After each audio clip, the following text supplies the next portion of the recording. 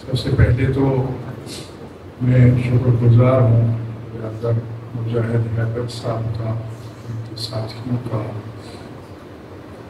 جنہوں نے آج کے دن جو آغاز امامت حضرت صاحب العصر والزمان کا دن ہے، ہم احتراماً لفظ تاج پوشی کہتے ہیں، وگرنہ امام ہیں، ان کے پاس تخت و تاج ہو تب بھی امام ہیں، تخت و تاج نہ ہو تب بھی امام ہیں۔ تخت و تاج والوں کا تو دائرہ اختیار محدود ہوتا ہے، لیکن یہ الہی نمائندے ہیں۔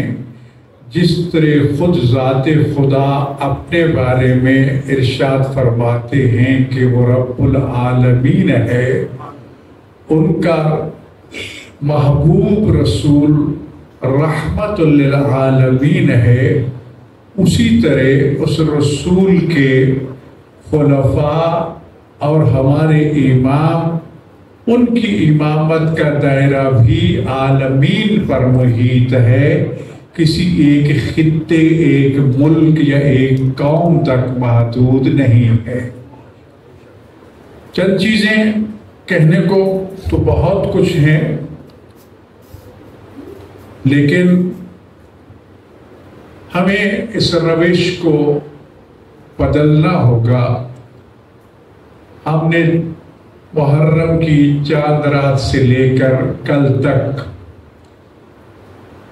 ائمہ اہل بیت علیہ السلام، خاص طور پر شہدائے کربلا کے غم منائے، عزاداری کے جو بھی طور طریقے تھے ادا کیے، اگرچہ جس طرح اس غم کو منانے کا حق تھا، میں اور آپ تو کسی کھاتے میں ہے ہی نہیں۔ اس حسین مظلوم پر 40 سال خون رونے والا ان کا بیٹا امام سجاد بھی آخری وقت میں کربلا کا رخ کر کے یہ الفاظ کہتے ہیں، بابا مجھے معاف کر دینا، جتنا آپ پہ گریہ کرنے کا حق تھا میں وہ ادا نہیں کر سکا۔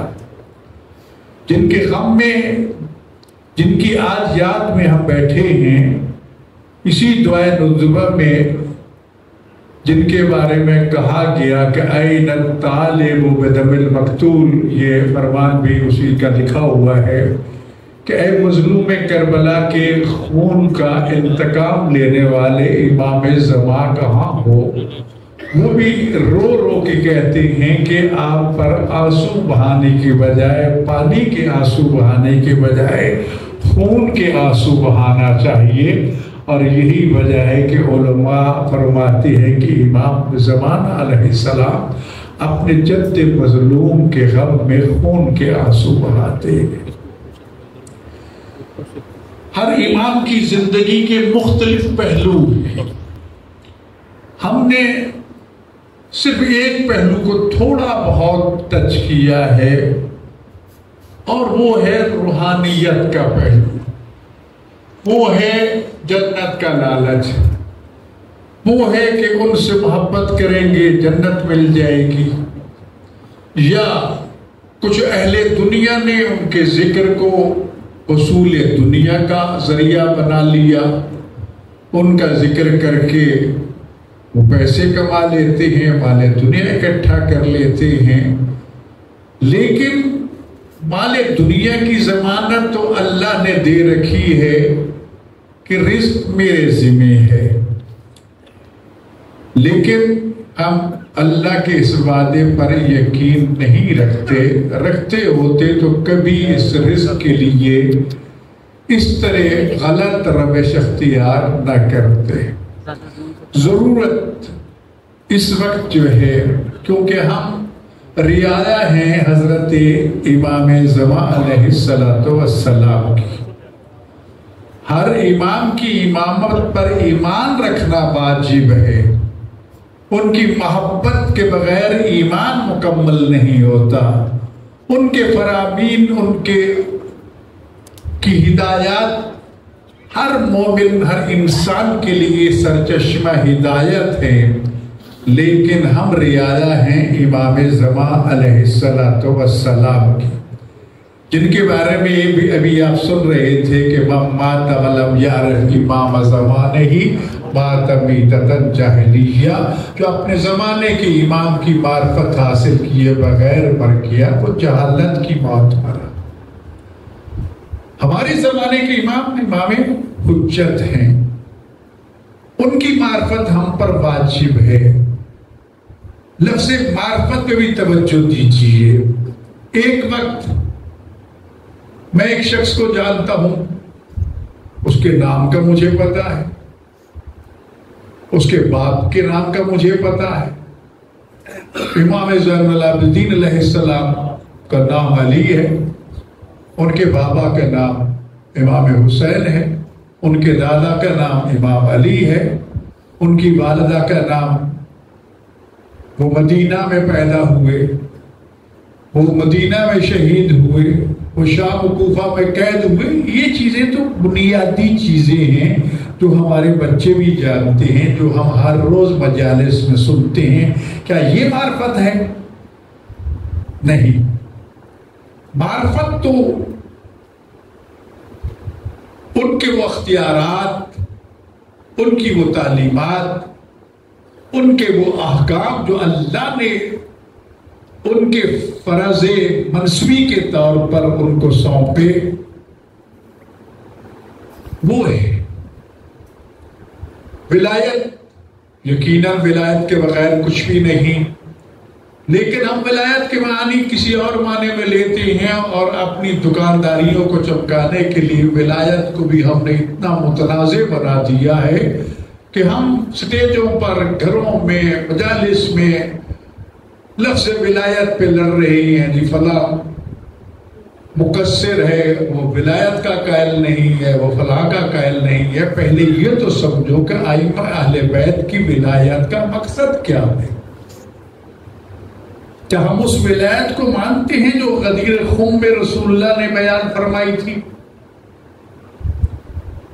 یہی اعتراف لیا تھا نا کہ کیا اللہ تمہاری جان، مال، عزت و ناموس کا مالک ہے یا نہیں؟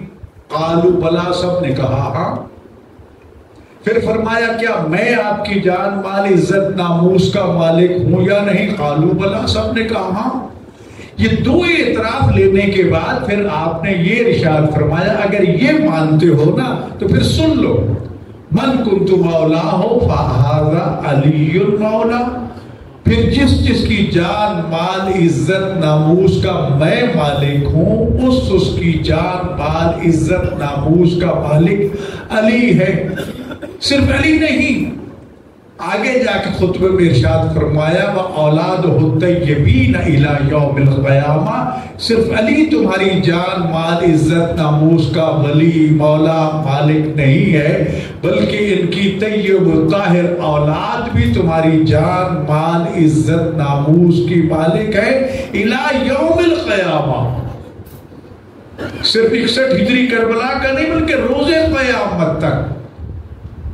اور مفسرین نے یہ ارشاد فرمایا کہ اس اعلان کے بعد الیوم یئس الذین کفروا، اس دن کافر مایوس ہو گئے، وگرنہ بدر میں جا کر لڑے، احد میں لڑے، شکست کھائی، خندق میں لڑے، شکست کھائی، خیبر میں لڑے، جنگیں لڑتے آئے، توقع تھی کہ ہم جیت جائیں گے. لیکن جس دن رسول اللہ نے یہ اعلان فرمایا الی یوم القیامہ کہ اللہ نے قیامت کے دن تک تمہاری جان، مال، عزت، ناموس کا مالک اور اس دین کا محافظ پیدا کر دیا ہے، اس دن کافر مایوس ہو گئے کہ اب ہم دین کا کچھ بھی نہیں بگاڑ سکتے.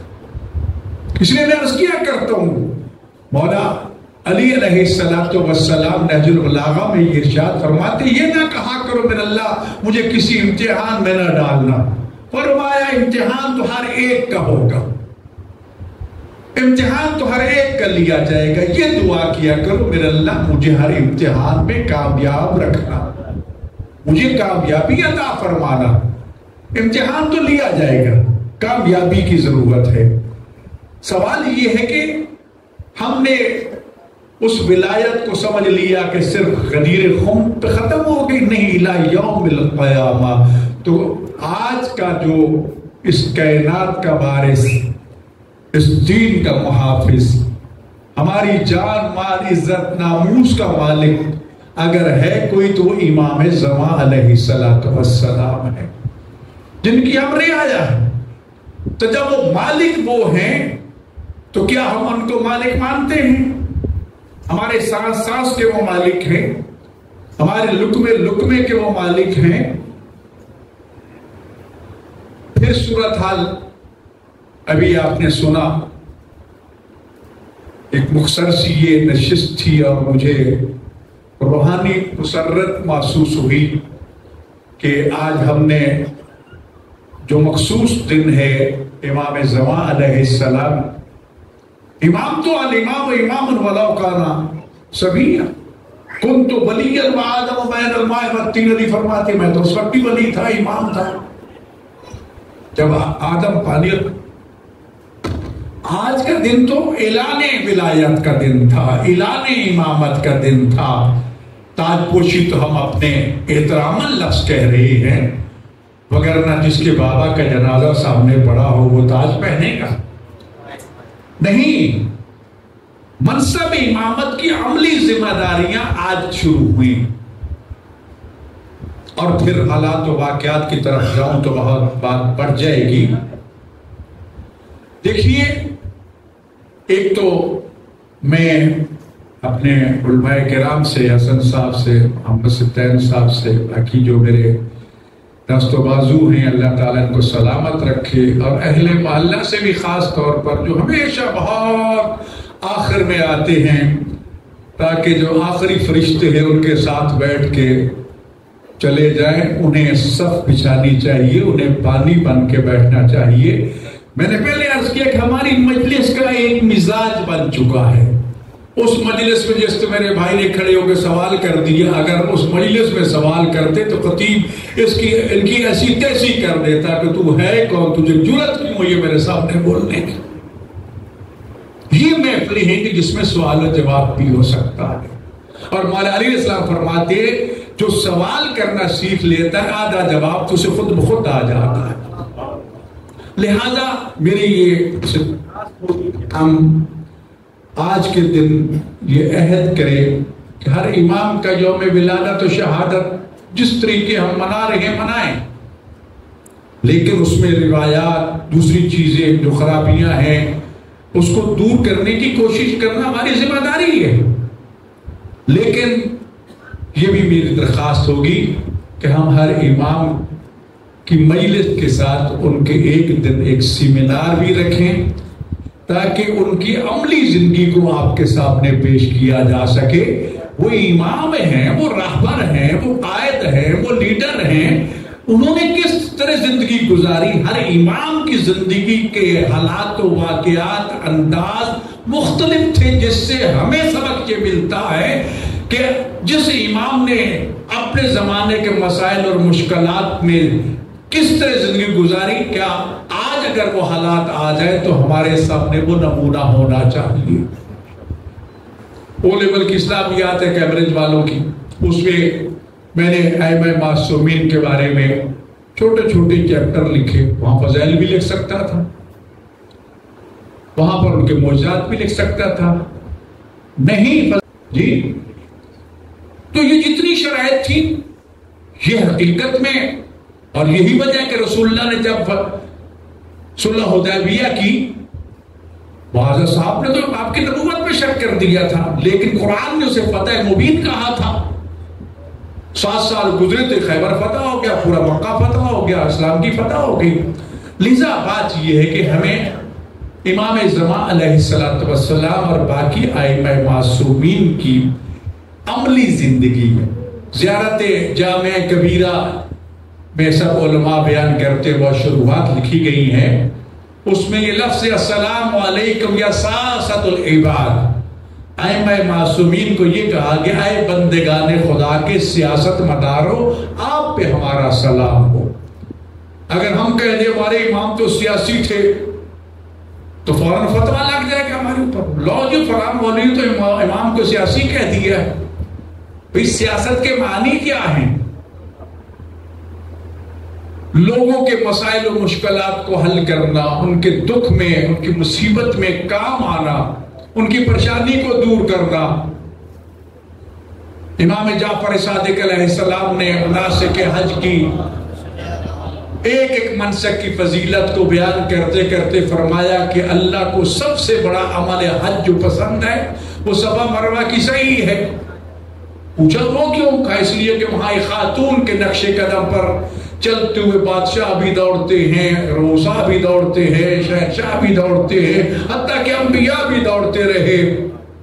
جی ایک خاتون کے نقش قدم پر فرمایا اتنا عظیم عمل کہ اللہ کو پسند ہے، لیکن فرمایا اگر کوئی آ کے حاجت مند مومن تمہارے گھر کا دروازہ کھٹکھٹائے اور کہے جی حاجی صاحب، شاہ جی، شیخ جی، مولانا صاحب میری یہ مشکل ہے، ذرا میرے ساتھ چلیے اور میری مشکل کو حل کیجئے، اور وہ بندہ خدا اسی وقت بستر سے اٹھے اور اس کے ساتھ چل پڑے، تو امام فرماتے ہیں اس کا ایک ایک قدم صفا مروہ کی صحیح سے زیادہ ثواب رکھتا ہے۔ یہ ہے ائمہ معصومین کی زندگی۔ تو اسی طرح کوشش کی اس کتاب میں ہر امام کی سیرت کو ذکر کیا جائے کہ وہ کیا ہے۔ ہم فضائل سن کے نعرہ لگا لیتے، لگاؤ نعرے، یہ تسکین قلب بھی ہے، ایمان بھی ہے، سب کچھ ہے، لیکن سیرت ائمہ معصومین نے مشکل ترین حالات میں کس طرح حالات کا مقابلہ کیا، دشمن کا مقابلہ کیا۔ یہ نواب اربع کے نام لکھے ہوئے آپ کے سامنے۔ امام زمان علیہ السلام نے کل جب اپنے بابا کی نماز جنازہ پڑھائی، کتنی عمر تھی؟ 5 سال۔ سارے جاسوس پھیلے ہوئے تھے کہ کہیں سے ہمیں وہ مل جائے، ان کو قید کر دیا جائے، ان کو قتل کر دیا جائے، تاکہ یہ جو کہا گیا کہ وہ زمین کو عدل و انصاف سے بھر دیں گے، یہ کر دیں گے، وہ کر دیں گے، ہماری حکومت ختم کر دیں گے۔ عباسیوں نے جتنا ظلم کیا، کیا جی بنی امیہ کا ظلم اپنی جگہ پر، لیکن غیبت صغریٰ اختیار کر لی۔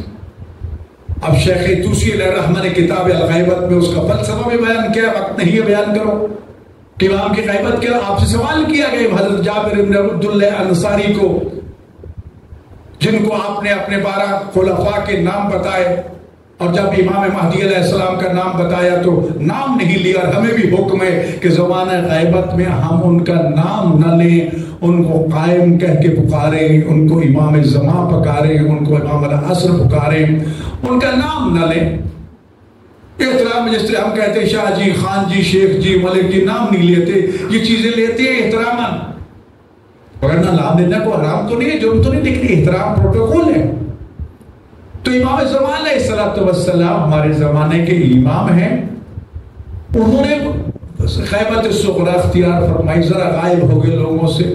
یہ 4 نائب جو ہیں یہ مقرر کیے، اب ان کے نام پڑھ کے دیکھ لیجئے۔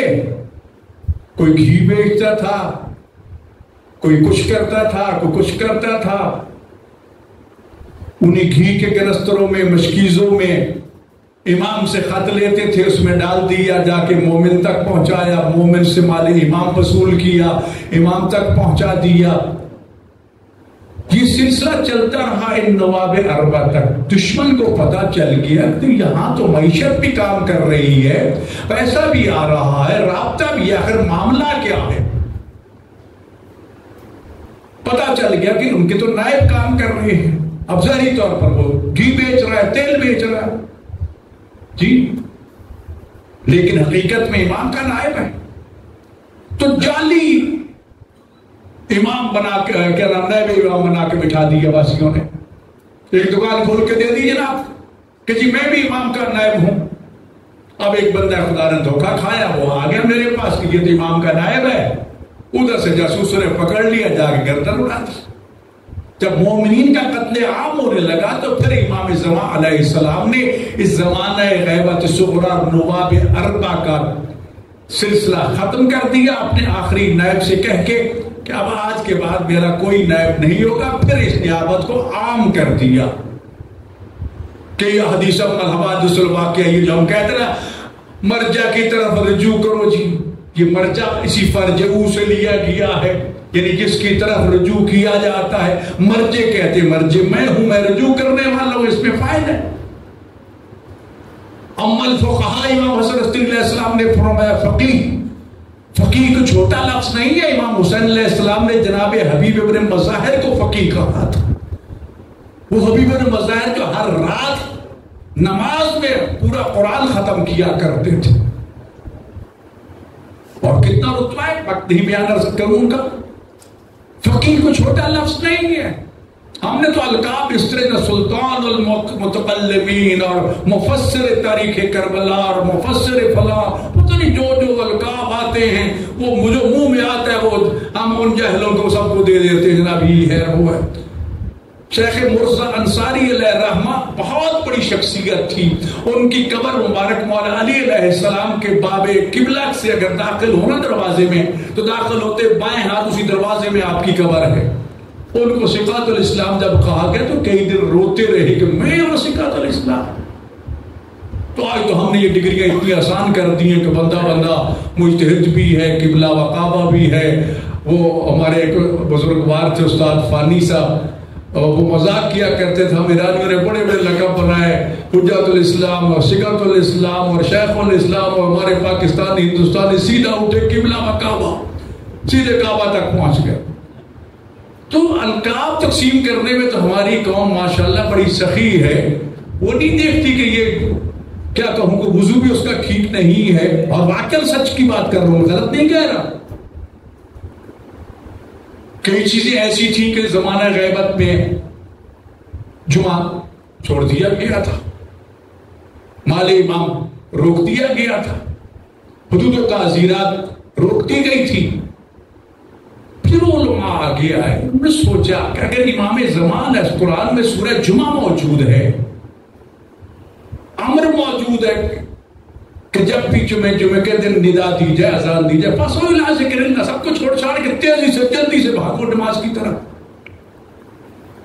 یہ مال امام، یہ مال جو مال اللہ کہتا ہے کہ میرا مال ہے اور رسول کا مال ہے. اب زمانہ غیبت میں ہم اس کو مال امام کہتے ہیں، جو حقیقت میں اللہ کا مال بھی ہے، اللہ کے رسول کا مال بھی ہے، جو آج مال امام کہلاتا. دوسرا حصہ مال سادات ہے جسے نظام سادات کہتے ہیں. علماء نے پھر اجتہاد کیا کہ امام اور نبی سے کہاں خرچ کیا کرتے تھے. تو آج اگر امام ہوتے تو یہیں پر خرچ کرتے، لذا اجتہاد ہوا. پہلے دفن کرتے تھے لوگ، پھر اجتہاد آیا، انہوں نے کہا کہ نہیں جناب، کیونکہ اجتہاد کا حکم امام نے دیا. مولا علی علیہ السلام کو جب یمن کا گورنر بنا کے بھیجا تو اور باقی اصحاب کے بارے میں کہ اگر یہ کرو تو کہاں سے حکم لوگ قرآن سے نہ ملے تو پھر آپ کے فرمان سے نہ ملے. تو ایک تفصیل حدیث آخر میں جا کے آ جاتا ہے. میں اجتہاد مولا علیہ السلام فرماتے ہیں کہ رسول اللہ نے مجھے اپنے سینے پہ لٹا لیا آخری وقت 28 سفر کو، مجھے 1000 باب علم تعلیم کیا اور میں نے ہر باب سے کئی ہزار باب علم اخذ کیے. علی جیسا عالم یہ کہہ رہا ہے. تو یہ اجتہاد ائمہ پاس اجتہاد کو کھیل تماشا نہیں ہے. ہم تو مجتہد کو سمجھتے ہیں مولوی صاحب. یہ شخصیت جو ہے وہ آیت اللہ رضمن سید محسن الحکیم ہمارے ایک ساتھی تھے، دنیا سے چلے گئے ہیں. کل ایک جگہ یہی لاہور میں مجلس ہو رہی تھی اور ہمارا ایک نامی گرامی خطیب پڑھ رہا تھا اور مومن کر تھے بلے بلے کیا کہنا، اس سے بڑا تو کوئی خطیب ہی نہیں ہے. تو اس نے کہا، میں نے کہا نہیں اس سے بڑا عالم موجود ہے. کہا وہ کہتے محسن الحکیم کہتے وہ اس سے اچھی مجلس پڑھ لیتے ہیں.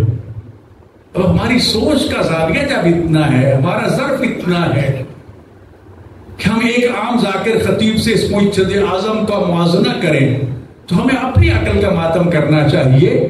جب ہم ایک مجتہد کو نہیں پہچان سکتے تو امام زمانہ کو کب پہچانیں گے، کیا پہچانیں گے؟ جی آپ میں سے کوئی ہے جو کہے کہ میری نمازوں کا بوجھ وہ لے لیں؟ جی میرے خمس زکوٰۃ کا بوجھ تم لے لو یار.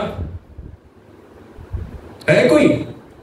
وہ کہتے بابا ہمارے لیے تو اپنا نبھانا مشکل ہے، تو کیا اس عالم کو، اس مجتہد کو، اس مدرسے کے پرنسپل کو یا اس ادارے کے سربراہ کو آپ کیا سمجھتے ہیں کہ مولوی پیسوں کے نہیں بیٹھے؟ نہیں، وہ تو تمہارا بوجھ اپنے کندھوں پر لے کے کہتے ہیں جاؤ تم عمل کرو، روز قیامت اللہ جانے اور ہم جانے۔ آپ تو دیکھ کے فارغ ہو گئے، ہم سے پائی پائی کا حساب لیا جائے گا۔ یہ ادارے ایسے تو نہیں چلتے۔ یہ مال امام سے پھر چل اس کو موڑا گیا رخ کہ یہ مال امام جو ہے امام زمان علیہ السلام کا، اس کو لا کے اس سے یہ ایک مظلوم ادارے قائم کیے جائیں اور یہ چلائے جائیں، مگر نہ کہاں سے لوگ دیتے؟ جی آج ہم دیتے وقت کہتے ہیں مولوی جھوٹ بول رہا ہے، مولوی کے پاس تو پیسہ ہی بڑا ہے۔ جی یار اگر میں سٹیج پہ، ممبر پہ، مصلی پہ کھڑے ہو کے آپ سے اپیل کرتا ہوں ادارے کا 14 لاکھ روپے بجلی کا بل آ گیا، مولوی جھوٹ بولتا ہے جی، مولوی کو پیسہ ہی بڑا ہے جی۔ کیا اگر میں جھوٹ بولتا ہوں تو میرے پیچھے نماز کیوں پڑھتے ہو؟ جھوٹے کے پیچھے تو نماز ہی نہیں ہے جی۔ کیا یہ آپ کی ذمہ داریاں نہیں ہے؟ یہ جو موضوع ہے کہ زمانہ غیبت میں امام زمان علیہ السلام کے عوام کی ذمہ داریاں کیا؟ یہ ادارے چلانا آپ کی ذمہ داری ہے، میری نور علماء کی نہیں ہے۔ نہ جب پر قوم کی مثالیں دیتے ہو وہاں تو خمس دینے والے لہروں میں کھڑے ہیں کہ کب ہماری باری آئے گی اور ہم خمس دیں گے۔ جی بیٹھے ہوئے علماء کرام تشریف فرمائے، پوچھیے ان سے، وہاں تو لوگ کھڑے ہیں کہ ہم خمس دیں۔ شاہ جیسے بدترین ظالم شہنشاہ کے دور میں بے حیائی سارا کچھ تھا، لیکن وہاں کا جاروب کا جھاڑو دینے والا بھی خمس ضرور دیتا تھا۔ امام زمان علیہ السلام ارشاد فرماتے ہیں کہ ہم تمہارے خمس کے محتاج نہیں ہیں، ہم تمہارے مال کے محتاج نہیں ہیں، یہ ہمارا شکریہ ادا کرو کہ ہم قبول کر کے تمہارے مال کو پاک کر دیتے ہیں۔ تو پوری کائنات کے مالک ہیں، وہ ہمارے پیسے ٹکوں کے محتاج ہیں جی۔ ہم سمجھتے ہیں کہ ہم نے کسی مدرسے کو، مولوی کو تھوڑا سا خمس دے دیا تھا، مولوی کو چاہیے کہ وہ ہماری تختی بھی لگائے، ہماری ٹی سی بھی کرے، ہماری خوشامد کرے۔ تمہیں خوشامد کرنی چاہیے، تمہیں ہاتھ چومنے چاہیے کہ اس نے تمہارا بوجھ اپنے گلے میں ڈال لیا، اب وہ جواب دے، تم نہیں ہو۔ مال کو پاک کرتے ہو، پاک کیسے ہوگا؟ خمس۔ اور یاد رکھیے شتیتا بی بی کا واقعہ آپ نے کئی مرتبہ سنا، اللہ جو ہے وہ مقدار کو نہیں دیکھتا، معیار کو دیکھتا ہے۔ نیشا پور سے کارواں چلا حج کے لیے، لوگوں نے خمس دیا، یہ امام کو دے دینا، کسی نے لاکھوں، کسی نے کچھ، کسی نے کچھ۔ چھوٹی سی بی بی غریب سی، اس نے کہا کہ یہ میرا 1 دینار ہے، 1 گز کپڑا جو ہے نا، یہ میری طرف سے خمس کا ہے، یہ امام کو دے دینا۔ لینے والے نے اس کو مذاق بڑھا، 1 گز کپڑا اور 1 دینار۔ اس نے کہا جب خمس ہی اتنا ہے تو مجھے شرمندگی کی کیا ضرورت ہے؟ زیادہ ہوتا تو زیادہ دیتی، جب ہے ہی اتنا تو خدا کا شکر ہے کہ تھوڑا ہے، بوجھ بھی تھوڑا ہے میرے اوپر۔ اس نے ویسے لے کے جھولے میں ڈال لیا، تھیلے میں ڈال کے چل پڑا۔ کوفہ پہنچا، پتہ چلا کہ امام صادق علیہ السلام کی شہادت ہو گئی ہے۔ ابھی ابتدا سیمالی نے بتایا کہ امام موسیٰ کاظم علیہ السلام وہاں پر موجود ہیں، حج کی حج کرنے کے بعد وہاں پہنچے۔ اب وہاں دیکھا، وہاں بھی نمبر 2 لوگ بیٹھے ہیں۔ نیشا پور والوں نے خط لکھ کے دیے تھے، مہر لگا کے، پچھلے زمانے میں سرخ مہر لگا دیتے نا، سیل کر دیتے تھے، کہا کہ یہ خط پیش کرنا، سیل بھی نہ ٹوٹے اور جواب بھی لکھ لیا جائے۔ امام کہے کہ جواب لکھ دیا تو پھر یہ خمس کو دے دے۔ ڈھونڈتے ڈھونڈتے پتہ چلا کہ ادھر بھی بیٹھا ہے بنی ہاشم۔ وہاں پہنچا، امام نے اس کا نام لیا، اس کے باپ کا نام لے کے یہ بھی کہا کہ نیشا پور کے مومنین کا خمس لے کے آ گئے۔ تو سلی کو ہاں بھائی یہ تو ہم جانتے ہیں۔ گیا جا کر آپ نے بیٹھتی اس سے کہا کہ ہم نے مومنین کے خطوط کے جواب لکھ دیے، مہریں لگا دی۔ جا کے ہوٹل میں دیکھا تو مہریں لگی ہوئی ہیں۔ اب وہ خمس اٹھا کے لے آیا، امام کہنے لگے یہ ہمیں قبول ہے، یہ قبول نہیں ہے، یہ قبول ہے، یہ قبول نہیں ہے۔ وہ حیران، یہ تو بڑا متقی، بڑا پرہیزگار، بڑا ٹھاٹ پاٹ والا، سب پہلی سخت نمازیں پڑھنے والا، دوسروں کو دھکے دے کے کہ نہیں میں بڑا مقدس ہوں اور میں یہ ہوں۔ امام نے اس کے خمس کو ٹھکرا دیا، کہتے ہیں سنتا رہا، سارا کو دے دیا، سوچتا رہا۔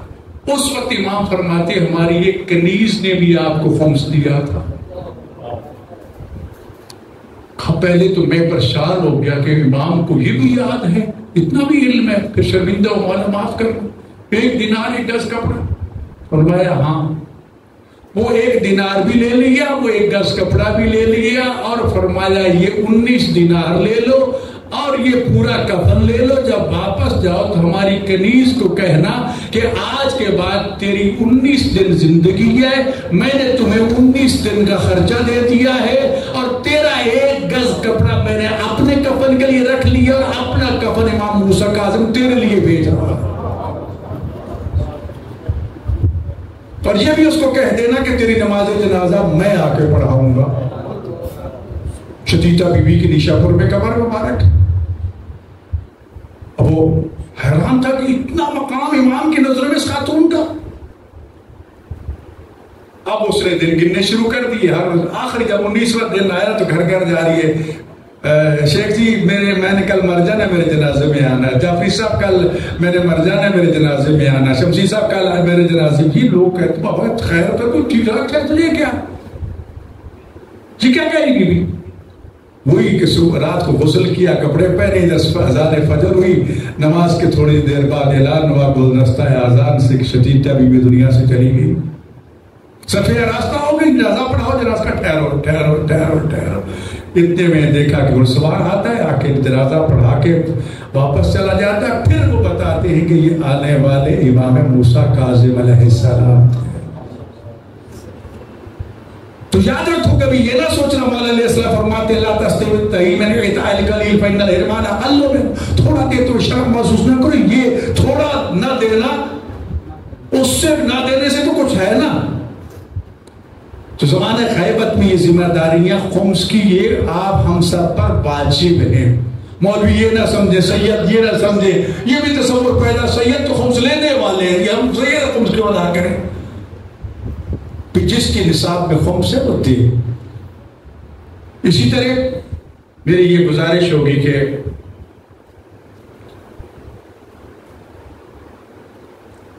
امام زمان علیہ السلام کی آپ نے استقبال کی تیاری کرنی ہے۔ ابھی مجاہد صاحب نے بتایا 9/11 کا واقعہ آپ کے سامنے مشہور ہے، امریکہ کا، جس کی وجہ سے سارا افغانستان بھی تباہ ہوا، پاکستان بھی تباہ ہوا، ہم نے بھی 80,000 لاشیں اسی 9/11 کی وجہ سے اٹھائی۔ 9/11 کے بعد UN کی دعوت تھی مجھے کہ وہاں پر کانفرنس ہے اور اس کا ٹائٹل ہے ورلڈ پیس، عالمی امن۔ پہلی مرتبہ امریکہ گیا، زبان کا بھی مسئلہ، وہاں کے علاقہ معاملات کا بھی مسئلہ۔ خیر سیمینار کانفرنس شروع ہو گئی، 10 ممالک کے وزراء اور صدور اور نمائندگان اور میں ایک طالب علم۔ میرے لیے کیا باقبہ پہنی ہوئی ہے تو لوگ ایرانی سمجھ رہے ہیں، اس لیے خونخوار نگاہوں سے دیکھتے ہیں۔ جب بتاتا ہوں میں پاکستانی ہوں تو پھر افغانستان اور پاکستان کے حوالے سے۔ خیر بڑی مشکل سے ہمیں ٹائم دیا گیا، جناب آؤ بھی 10-12 منٹ ہے۔ اب کئی مرتبہ سوچا میں یہاں کیا کہوں، ورلڈ پیس کے لیے بتاؤں کیا؟ ابھی جو قیدی صاحب کہہ رہے تھے نا، بات کو بالکل حقیقت ہے، ہمیں امام زمانہ کا پتہ ہی نہیں ہے، ہمیں تو نام بھی نہیں آتے ان کا، دشمن کو ہم سے زیادہ پتہ ہے۔ بڑی مشکل سے میں نے، کیونکہ ہم نے ہر چیز کو تبرک سمجھ کے لیا، تو امام زمانہ پڑھ لو بھی، یہ تبرک کے لیے، ثواب کے لیے، بس یہی ذہن میں ہے، پریکٹیکلی نہیں کہ اس سے ہمیں سبق لینا، اس کا کوئی ہماری زندگی میں دخل عمل ہے۔ جابر بن عبداللہ انصاری کی وہ مشہور روایت جو ائمہ کے بارے میں آخری اس میں یہی کہ میرا جب 12واں جانشین ظہور فرمائے گا تو زمین کو عدل و انصاف سے اس طرح پر کر دے گا جس سے ظلم و جور سے بھر چکی ہوگی۔ اب یہ بار بار سوال ذہن میں آ رہا ہے کہ یار یہ تو میرا شیعوں کا عقیدہ ہے، میں یہاں کیا کروں؟ پھر ذہن میں آئے کیا کہوں، پھر یہی ہے، بالآخر نیت کر لی کہ یار میں نے تو اپنا عقیدہ بتانا ہے نا، دیکھا جائے۔ اب نکاحیں ساری دشمنوں کی وجہ پہ ہیں۔ اس وقت بھی میں اسلامی ذاتی کونسل کا ممبر تھا، سلام کیا، السلام علیکم ورحمۃ اللہ، اس کا مطلب یہ ہے کہ آپ کو مجھ سے ڈرنے کی ضرورت نہیں ہے، دین اسلام دین امن ہے، کہ اسلام کا پیغام ہے، خبردار کوئی یہ نہ سمجھے کہ ہم دہشت گرد ہیں۔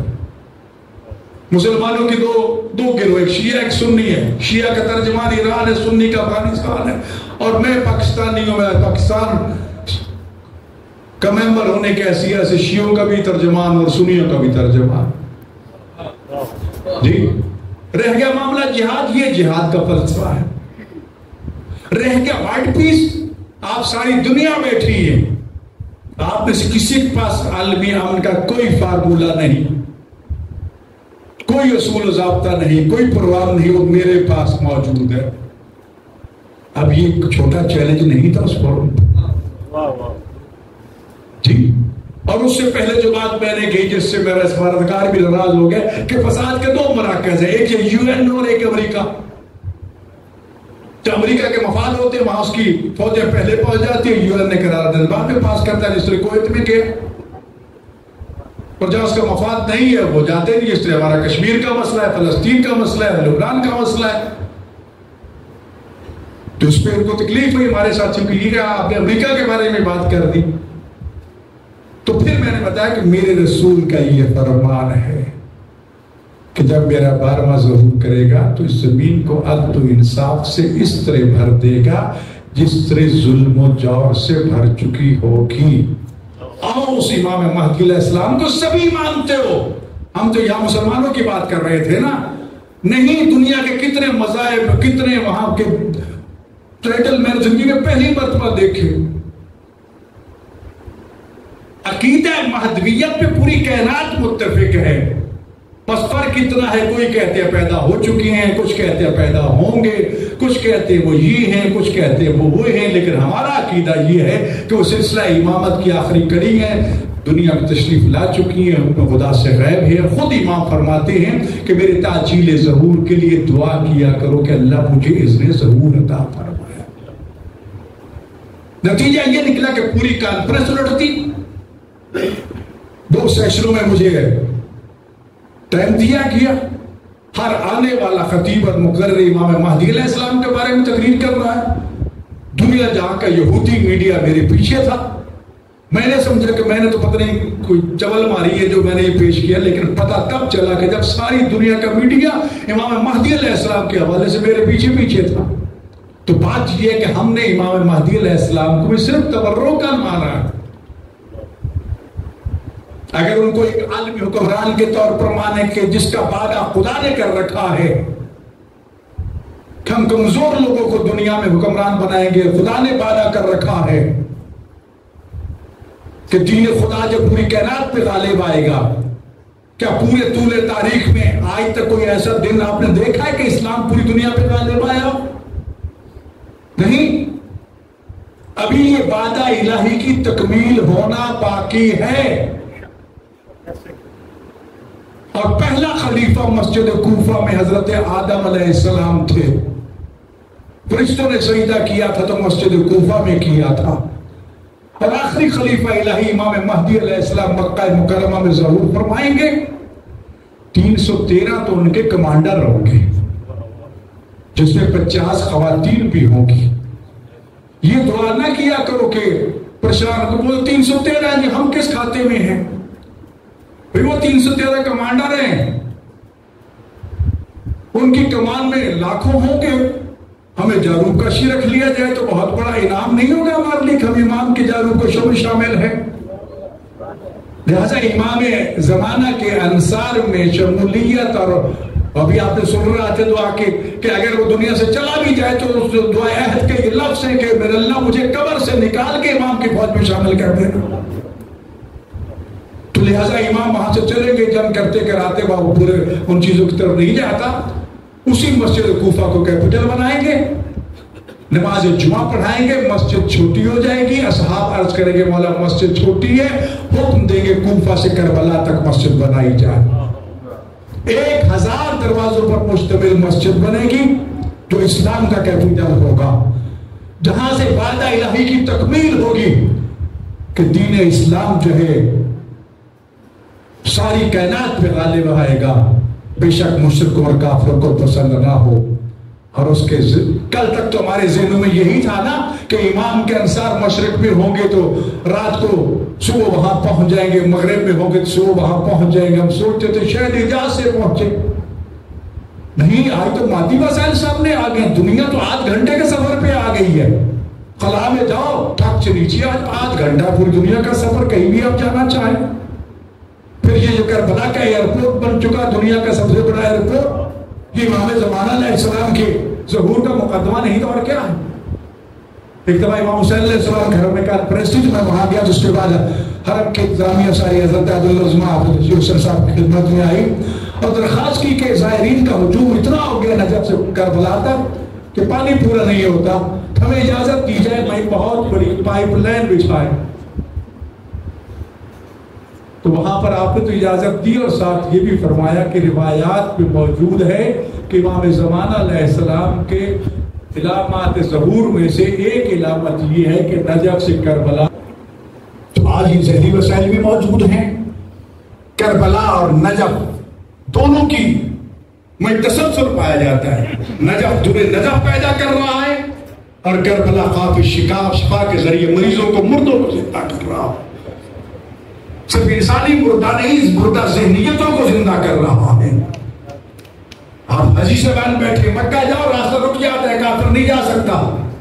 مدینہ جاؤ راستہ رک جائے. ان سب کا محسن انسانیت، اس لیے تو کہا گیا حسین کو. میرے بھائیو، میں نے آپ کا کافی وقت لے لیا، کہنے کو بہت سی باتیں ہیں، لیکن آج ایران میں جو ولی فقیہ کی حکومت، اسی ولایت کا تسلسل ہے. وہی بات بتا رہا تھا، یہ مال امام پہ بڑا اعتراض کیا جاتا ہے. مولوی خبز کو ڈورتے، خبز کھو رہی تھی. یار خبز کیا ہے؟ یہ 4% مال دنیا کے. میرے پاس ایک خاتون کیس لے کے آتی ہے کہ تم ولی فقیہ کے نمائندے ہو. وہی ولایت دو اللہ نے رسول اللہ کو دی، رسول اللہ نے علی کو دی، علی سے لے کر امام مہدی علیہ السلام تک پہنچی، جس میں یہ کہا گیا تھا کیا میں تمہاری جان مال عزت ناموس کا مالک ہوں یا نہیں. آپ کو یاد ہوگا جنگ جمل کا مولا علیہ السلام نے حضرت عائشہ کو یہ کہا تھا، یہ یاد دلایا تھا میں اپنا وہ حق ولایت استعمال کروں. اور وہ حق ولایت یہ تھا کہ میں طلاق کا صیغہ جاری کر کے تمہیں زوجیت رسول سے باہر نکال سکتا ہوں. تو عائشہ فوراً تیار ہو گئی تھی کہ میں واپس جانا چاہتی ہوں. وہی حق ولایت ہمارے فقہاء کے پاس ہے، ان تک پہنچا. انہوں نے ہمیں اجازت دے کے آگے اس چیز کو پہنچایا. آج یہاں کتنے کیسز آتے ہیں. ہم نے قانون پاس کروایا پاکستان میں، سپریم کورٹ نے کہا کہ ہمیں اپنے ایڈوائزر دیجیے. میں نے ہر صوبے سے ایک ایڈوائزر اپنا عالم دے دیے. اب جس خاتون کا شوہر نہ اسے طلاق دیتا ہے نہ اس کے حقوق پورے کرتا ہے، وہ میرے پاس آتی ہے. میں سمجھاتا ہوں، نہ سمجھے تو میں یک طرفہ وہی حق کے ولایت فقیہ جو ہے وہ استعمال کر کے اس کو طلاق کا صیغہ جاری کر دیں. کیا یہ کام زیادہ خطرناک ہے اور زیادہ اہم ہے یا 4%؟ جی یہ معاملہ زیادہ حساس ہے یا وہ؟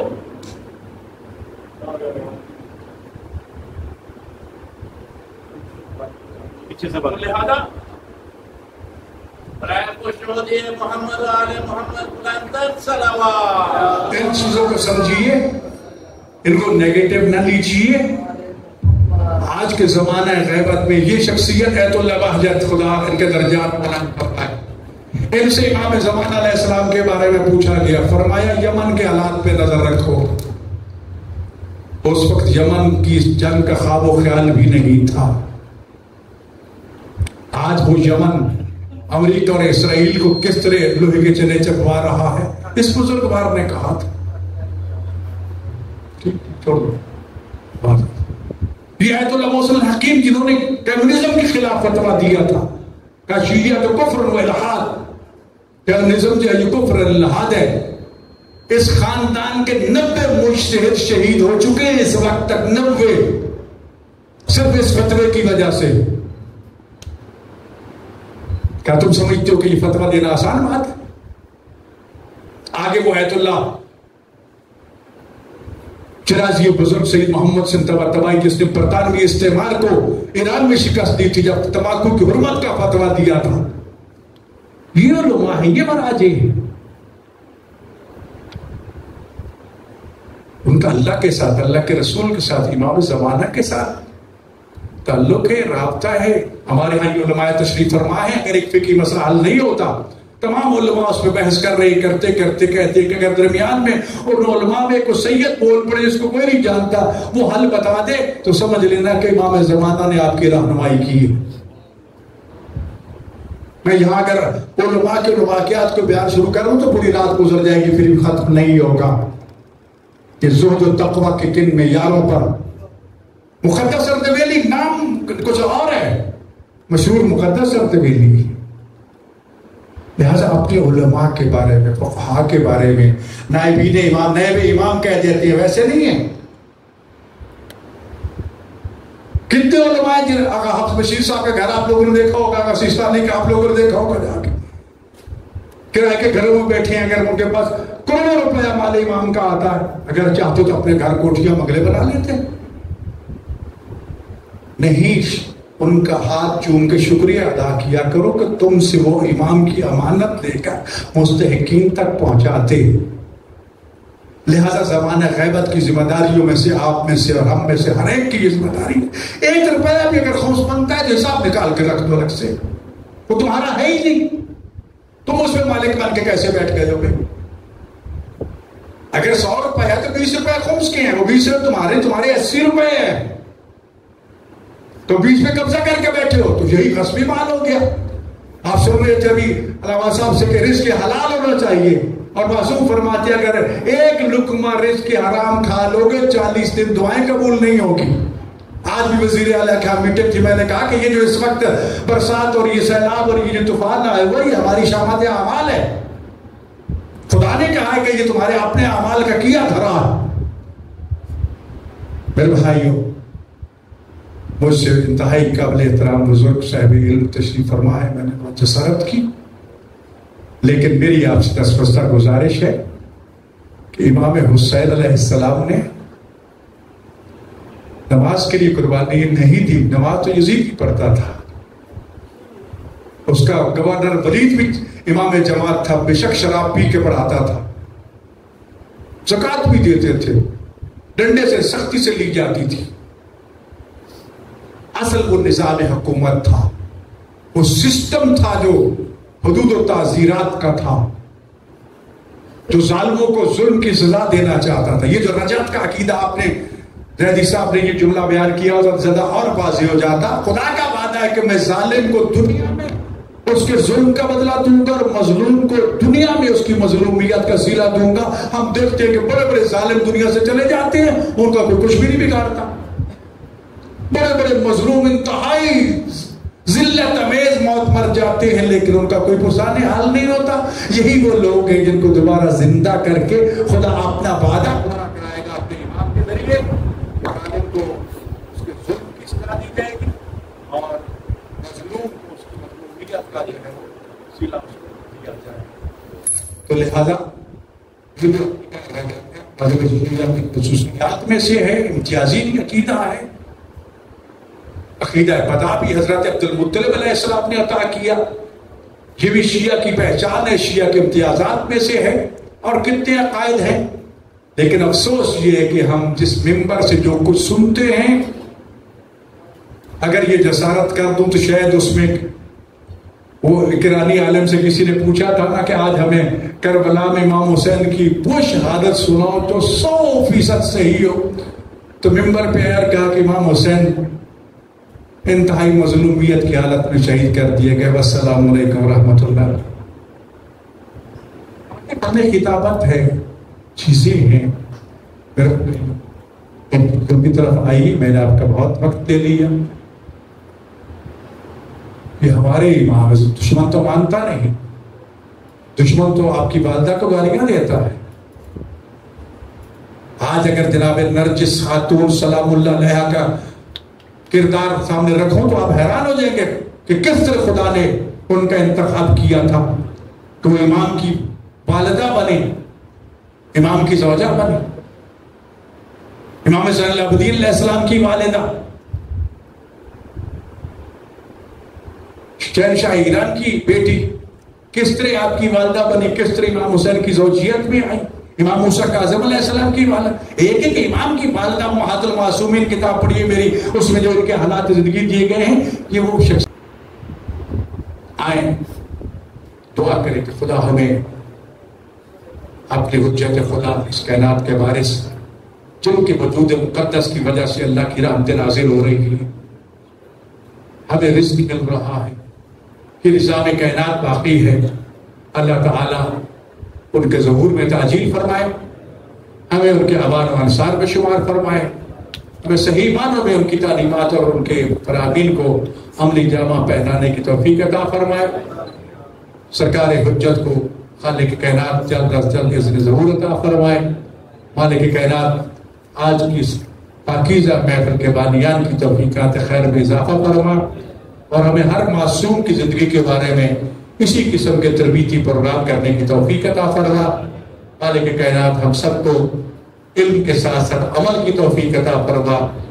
جتنے بھی لوگ اس وقت سیلاب کی زد میں ہیں، بارش کی وجہ سے ابتلاءات میں، مالک کائنات ان سب پہ رحم فرما، عزادار مظلوم جہاں کہیں بھی موجود ہے مالک ان کی مدد فرما، حج و زیارت کے خواہشمند حضرات کی اس خواہش کو پورا فرما، خزانہ غیب سے ان مراکز علمیہ کی حفاظت فرما، ہم سب کو خمس و زکوٰۃ اور فرائض و واجبات مالی اور عبادتی جو ہے وہ ادا کرنے کی توفیق عطا فرما، ہم سب کے صغیرہ کے دل گناہوں کو معاف فرما، اس ادارے کے جتنے معاملے دنیا سے چلے گئے ہیں مالک کائنات ان کے گناہ معاف فرما، ان کے درجات کو بلند فرما، جو موجود ہیں ان کی توفیقات خیر میں اضافہ فرما۔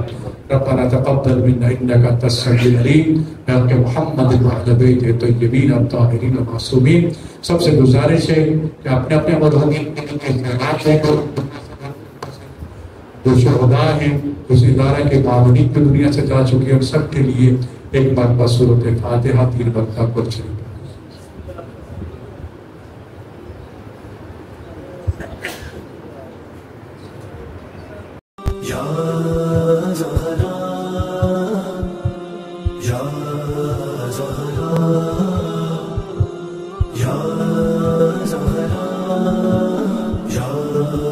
Zahra